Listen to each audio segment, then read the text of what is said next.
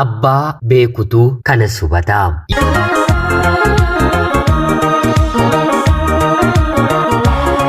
Yeroodhaaf maqaa kiyya himachuun barbaadu kanan dhaladheetti guddadhee Jiituu Magariituu Oromiyaa keessatti barnoota kiyyallee kutaa 1 hanga 6tti maatii koo biratti ergan baradhee booda rakkoo maatii keessatti uumameen anis ta'ee maatiin koo firri karaa abbaas firri karaa haadhaas naannoo sanatti argamnu qe'ee keenya gadhiisnee bannee kan qe'ee keenyaa nu baase immoo du'adha.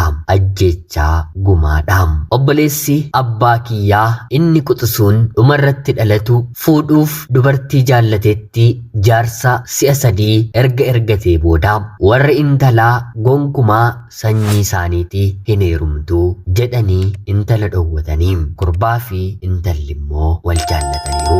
Jaalalli jiraatus fedhii maatii eeguun barbaachisaadha mitiiree. Intalli maatiin koo tole yoo jedhani malee ani eeyyama isaaniin ala dhufeen sittin heerumu jettee jala murtee jaalallee isheetiin himte. Fuudha karoorfatee waggaa 2 taa'ee obsee eegee turtii waggaa 2 booddee garuu yookiin kottu gara biyya tokkootti si fudheen bada yookiin immoo nan si butaa jedhee yeroo gaafatuuni eeyyama maatii koo malee gonkumaa hin godhu yoo na buttes buleen maatii kootti deebi'a jettee obboleessa abbaa koof deebiste. Kanaan innis guyyaa tokko hiriyoota isaa 4 qopheeffatee otuu isheen haadha ishee waliin midhaan harroota 2tti fedhanii gara gabaatti imalaa jiranii haadha doorsisuun intala butanii gara tulluu guddaa kattaa fi bosonni itti baay'atutti fudhatanii asii ol otoo fiiganii haati mucaa kiyya butanii maaloo harkaanaaf fuudhaa jedhee iyya keessa fuutee guyyaan guyyaa gabaa ture namni illee daandiirra ni jira. Maarree iyya haadhaa dhaga'uuf namni naannoo sanaa gara dargaggoota kanaatti otoo fiiguu dargaggoonni kun immoo mucayyoo kana harka tokko fi miilla tokko salphaatti baatanii gaara keessa fiigaa otoo jiranii akka tasaa fuuldurarra kan jiran dhakaan jalaa sharta taatee mucayyoo kana qabatanii yeroo kufan warri lammataas kattaadha waan ta'eef dhaabbachuu danda'anii kufanii intala dhagaarratti gadhiisanii kattaa dhakaa guddaarra asii gadi gangalachuu eegalanii duubaanis namoonni itti iyyan waan jiraniif warra iyyaa jiran dhaqqabuuf meetira 50 haga 100 lakkaa'amu qofti waan jalaa hafeef warreen dhiiraa eega intalli jalaa kuftee qofaatti gangalachuu jalqabdee kanaan booddee fudhatanii fiiguu akka hin dandeenye waan beekaniif inni jaallatuu fi ijoolleen dhiiraa arfan kun bakka kufanii ka'anii baqatanii gaara keessa asii ol yeroo fiigan mucayyoon garuu tasa karaa hin yaadamneen tasa ni ta'a jedhamee kan hin shakkamneen dhakaan dhumarratti otuu konkolaattuu ishee argatee sammuu rukutee lubbuun battaluma baateeti. Kun hundumtuu kan ta'e harka haadha jalaa butamtee daqiiqaa 15 yeroo hin guunne keessatti ijoolleen dhiiraa fi jaalalleen ishee kuni ta'uu gonkumaa hin beekanii haa ta'utii garuu yeroo bira dhaqqaban mucayyoon lubbuun keessaa ba'eera. Guyyaa isheen haadha koo waliin gara gabaatti deemeen midhaan hin gurgura jettee yaade guyyaadhuma dachee kanarra jiraatu ta'ee fi goolabameera. Guyyaa du'a ofii hin beekanii jedhama mitiiree du'i keessummummaan bifa kanaan mucayyoo bareeduu kana nyaate. Yeroo kana ture warreen ijoollee ishee kana godhan haati ijaan kan argite maraachuun qofi kan ishee hafee fi ijoollee ishee abbaa manaa ishee qabatee firoota ishee waliin gara gumaataan seente. Kan kana godhe jaallatee rakkoo kanaaf kan saaxile obboleessa abbaa koodha mitiiree obboleessa abbaa koo bakka inni jiruu baasanii ajjeesuuf guyyaa 3 qofatu warra mucaa kanaati itti fudhatee warri abbaa koo immoo mucayyoon kan duute dhagaarraa konkolaateeti malee mucaan keenyi hin ajjeesne yoo ajjeechaan simatama ta'e dargaggoonni 4 waliin jiranis gaafatamuu himatamuu qabu malee qofaatti akkamitti dhala keenya quxisuu ajjeessu jechuun abbaan kiyya obboleessa mucayyoo kanaa bakka inni magaala taa'ee mana kireeffatee baratutti guyyaa maanitti dhaquun albeedhaan bakka 12 waraanee lubbuu isaa balleessee dhiirri eenyu ajjeefameeti dhiirri eenyummoo hafa jechuun gumaa bahee yeroo baatii tokko hin guunne keessatti lubbuun sadii kun sababa fuudha obboleessa abbaa kiyyaatii galaafatamte. Eega kanaatii warri intala kanaas warri kiyyas karaa haadhaas karaa abbaas qe'ee keenya qe'eetti guddanne qe'ee akaakayyuu abaabilee irraa dhaalamee firritti baay'ate irraa baqannee gara magaala garaa garaatti bittinnoofnee jiraachuu jalqabne. Erga nuti qe'ee keenya gadhiisnee booda mana keenya kan qorqorroos kan citaas warri intala kanaa ni guggubanii qorqorroo fi qabeenyaafan loon horii dabalatee immoo ni fudhatanii akkanuma abbaa koo fi warri abbaa koo haadha koo fi warri haadha koo immoo mana sanyii warra intala kanaa fi qabeenya isaanii bakka jirutti deemanii saamanii lamaan keenyuu wal saamne malee qe'ee keenyatti deebinee haga har'aatti nam tokkoyyuu hin jiraanne. Lafti dur mana irraa qabnus qe'ee dhiigaa fi qe'ee ajjeechaa ta'ee margi margee loontu haga har'aatti irraa nyaataa dheedaa jira. Haala kanaan bittinnoofnee ani carraan na dhaqqabee maatii koo waliin gara magaalaa hoolotaatti ergan dhufee booda isaanillee waan ittiin jiraatan waan dhabaniif mana namaa hojjechuuf walii galeen warreen na hojjechiifatan gara magaalaa Adaamaatti na fudhatanii deemanii achi galeen hojjechuu jalqabe.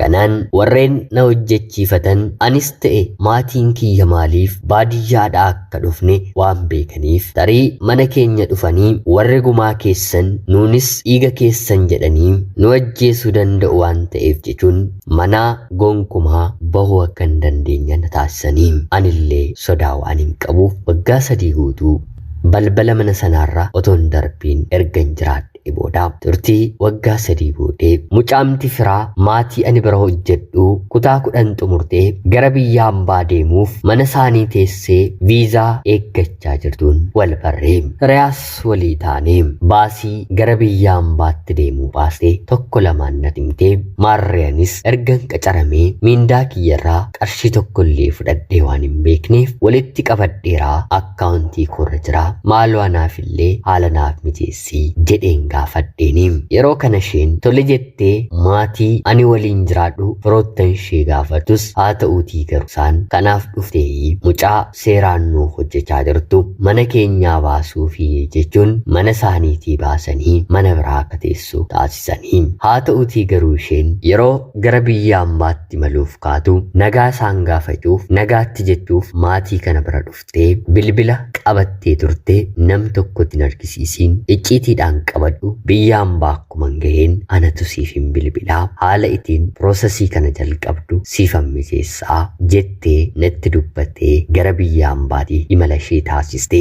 Anaa fi mucayyoon kun yeroo gabaabaa keessatti waliif gallee kanaan gara biyya hambaatti maltee akkuma jettes bilbila bitattee baatii 4 booda anaaf bilbilte. Kanaan paaspoortii baafachuu akka barbaadduu fi biyya hambaa deemuu akka feetu maatii kanatti himii jettee yeroo na gaafattu anis himus haa ta'uutii garuu maatiin kun ati yakkamtuudha mana kanaa baatee jennaan yookiin si ajjeesu yookiin immoo si butanii bakka tokkotti si hambisuu jechuun na dorsisanii.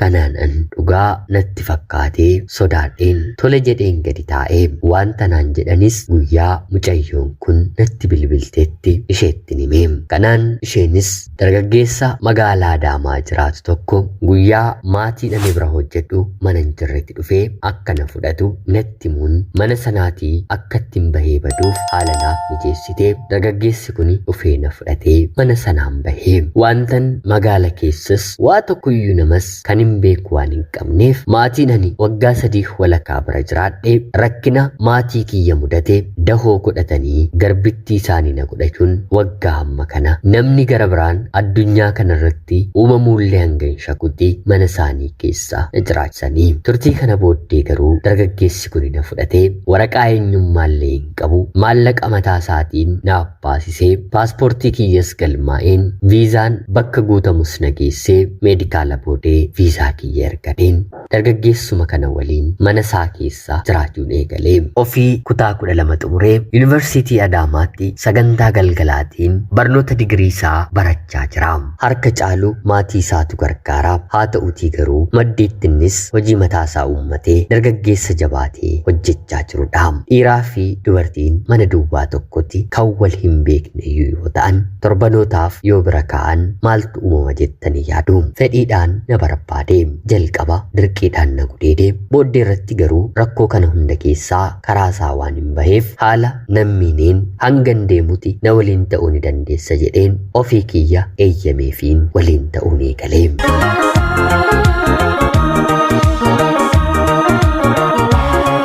Baatii 3 walakkaas isa waliin jiraadhe. Ulfi akka uumamneef of eeggannoo cimaadhaan ergan isa bira dabarsee booda akka tasaa Rabbis na gargaare gara biyya Ambaatis buufata xiyyaaraa Boolee dhufee kan na geesse dargaggeessa kanadha. Biyya Ambaa deemeen illee hariiroon keenya dancinnee kabaja qulqulluu darbummaa kiyya kan fudhate isadha. Bara kana dubartii akkana argachuun ulfaataadha. Dhugaan siin jedha ani siin fuudha si malee ija ittiin dubartii gara biraan ilaalu hin qabu jedhee yeroon buufata xiyyaaraa yaabbadhu waadaanaaf galee guyyaas galgalas yeroon itti yeroo argadhetti dargaggeessa kanaafanis bilbiluun eegalee yeroo kana dura dabarsinetti baay'ee gammadaa carraa uumame gara jireenyaatti jijjiirranna jennee karoorfannee jaalala keenyatti fufnee anis biyya Ambaa ergan bahee booda maatiin koo obboloonni koo bakka faffaca'anii barbaadeen haala jireenya isaanii gaafadheen kan gargaaramu qabaniin gargaaruu kan immoo qofaa ta'aniin tarii rakkoon bor isin mudatu hin beekamu jechuun walitti siqanii akka jiraatanii gochuun deeggaruu aantee kubra dhaabbachuun eegalee. Jaalalleen kiyyas barnoota isaa xumuree baay'ee sin turre achuma magaalaa Adaamaa keessatti hojii argata. Haa ta'uutii garuu hojii mootummaa hojjechuu waan hin barbaanneef otuma hojii kana hojjetu otoo baratuu ogummaa isaa kan argate hojii farniicharii halkan hojjechuu tufe.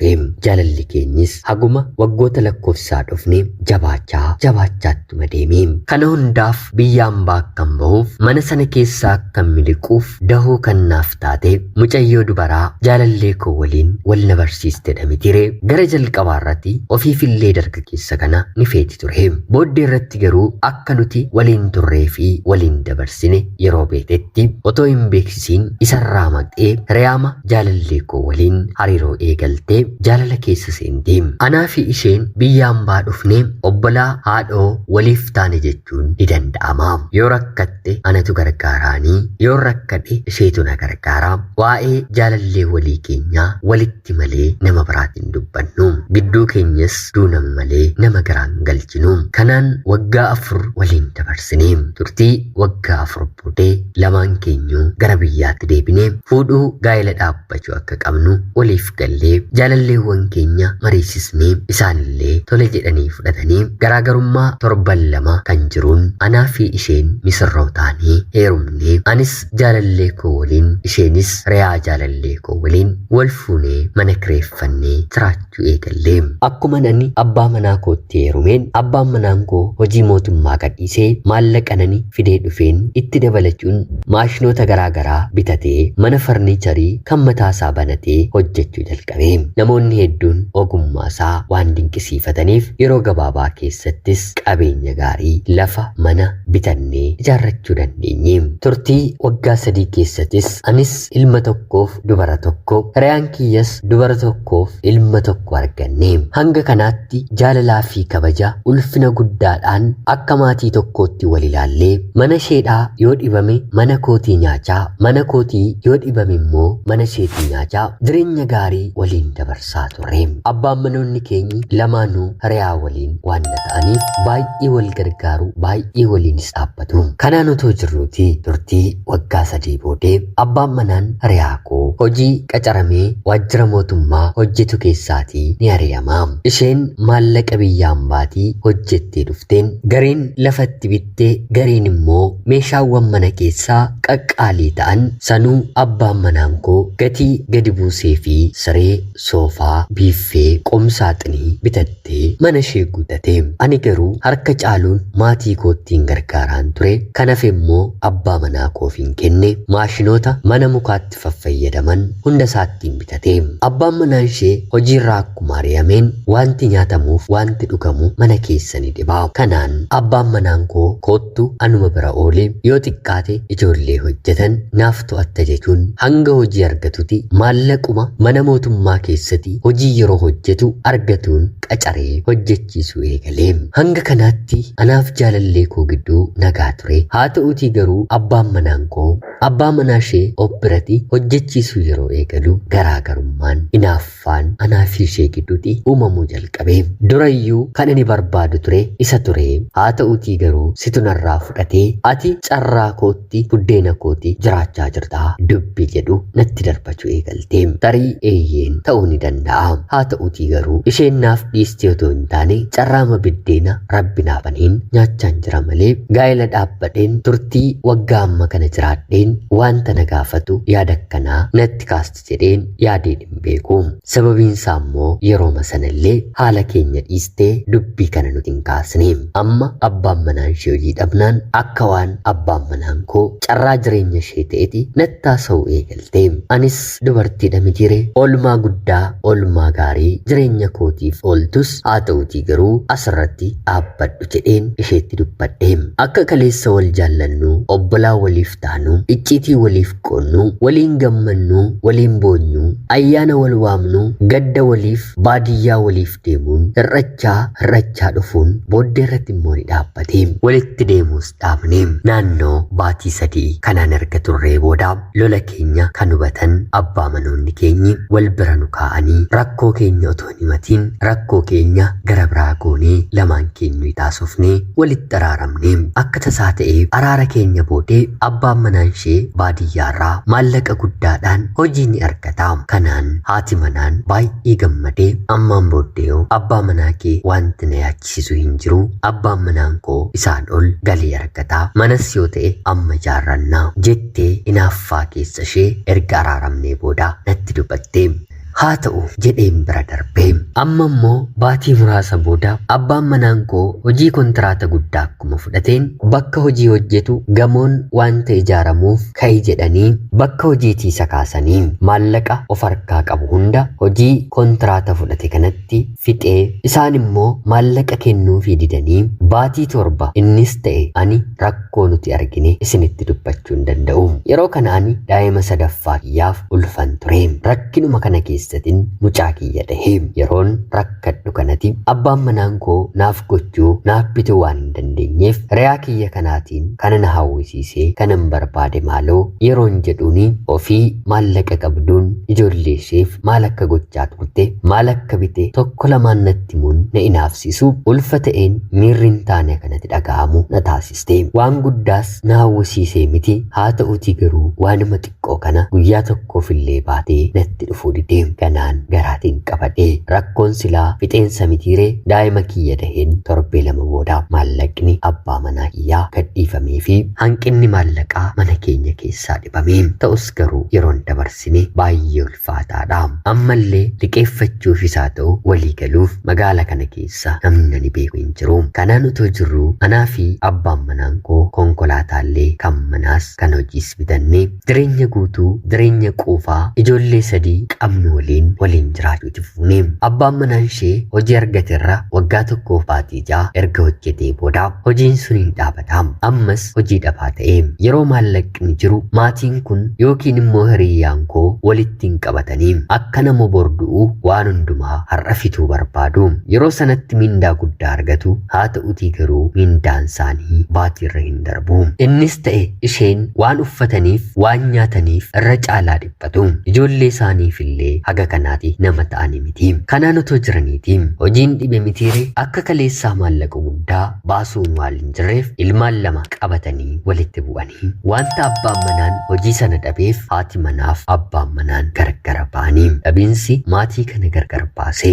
Abbaan manaan maatiin isaa gaddabuu hin barbaadu. Haati manaan garuu gonkumaa si waliin hin jiraadhu hanga ammaatti iyyuu anatu maallaqan biyyaan baatii fideen sin jiraachise. Hiriyaan kee mana jaaree konkolaataa konkolaataa bita ati asii wanta nyaadhuuf wanta dhuguuf iyyuu naaf guutuu dadhabde jettee ofirraa ariite. Nutis haga humna keenya araarsuuf gidduu seennee jaarsolii gidduu galchinee yaallee dadhabne. Inumaa erga abbaa manaa ishirraa adda baatee booddee immoo anaan arguu hin barbaaddu. Anis haaloo yookiin immoo qimii yeroon ulfa ture waan garaa kootiin qabadheef hanga kanaati garaan koo amala isheef hin gaddu. Kan na gaddisiisan ijoollee ishee fi abbaa manaa isheedha. Kanaan abbaan manaa isheellee mana kiyya yookiin immoo mana keenya isheerraa adda bahee waggaa tokkoof nu waliin turaate. Yeroo kanatti ture hiriyaan kiyya kun ammallee naaf ciisuu didee bakka abbaan manaan koo hojii hojjetutti na gargaari jedhee itti siquun akka inni mana ishee deemu miira kaleessa qabduu fi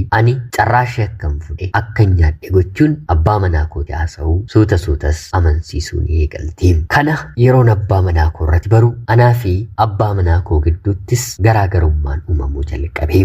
Tarii anumaanuu as deebi'ee abbaa manaa isheeti na shakka jedheen hiriyaa kee narraa baasii kanaan booddee mana koo keessatti hin barbaadu jedheen hiriyaa isaallee abbaan manaa koo mana kootii akka baasun taasise. Hangam waa'ee isheeti yeroo hundaa isa mormus haa ta'uutii garuu shakkii na qaba. Bor tarii dubartiin kun jireenyuma kooyyuu diigdee raajii na gooti jedheen nan sodaadha. Sababiin isaa immoo mana keessatti wanta isheen kana dura na goote yeroon dubbadhu kaleessa waliin nyaatee dhugdee har'a isheen abbaa manaa dhabnaan hiyyoomnaan ishee gatti jechuun as deebisee na mormaa. Dubartii kana waliin dhaabachuun barbaanne. Isheenis anaan hin feetu hinaaffaa hamaa keessa jira. Kaleessa gaarii naaf taatee karaa gaariitti na qabdee mana sana keessaa na baastee carraa biyyaan baadeemuu naaf qooddee jireenya namma jiruuf sababa guddaa naaf taatus haa ta'uutii garuu kaleessa malee har'a arguun waan hin danda'amneef har'a jireenya kooti raafuun na jibbitee abbaa manaa koollee gara isheetti waamaa baay'ee na qoraa jirti. Maal akkan godhu bitaa natti galeera. Akkan gargaarreef yeroon rakkadhetti bakka rakkina koonaaf hin dhaabanne. Akkan dhiisneef immoo abbaan manaan koo asii yeroo hundaa waa'ee isheetti na lola. Mee hiriyoonni koo seenaa kiyya dhaggeeffattan yaada keessan naaf qooda. Erga isheen abbaa manaa isheerraa dabaatee jireenyi jeeqamaa jiru kan koodha. Ana obboleettii keessan magaalaa Adaamaarraati. Ulfaadhaa nagayaatti galatoomaa. Yuuyyaa shamaa akkam jirtu kabajamtootaaf hordoftoota qophii keenya. Nagaaf jaalalli tokkummaan bakka jirtan hundaatti hunda keessaniif yaa ta'u jecha guyyaa har'aallee turtii torban booddee seenaa ajaa'ibaa obboleettiin keenya tokko nuuf qoodde isiniif dubbiseen hin kaa'u. Akka isin irraa barattaniif hubannoo cimaa ta'e tokko irraa argattan homaa shakkii tokko illee hin qabu. Guutummaa guutuutti hanga jedhamutti baatii kana sababa utaallootiif hojii hojjechuu hin dandeenye. Kanaaf immoo na of kolchaa amma baay'eeti naaf wayyeera. Har'as hojii jalqabeera. Laayik gochuun na jajjabeessaa jecha qophiin sa'aatii kanaaf guyyaa har'aaf isiniif qabaddeen dhiyaadhe kanuma fakkaatti. Hanga yoonaatti yeroo keessan naaf kennitanii dhaggeeffachaa turuu keessaniitiif guddaa galatoomaa jecha laayik sheerii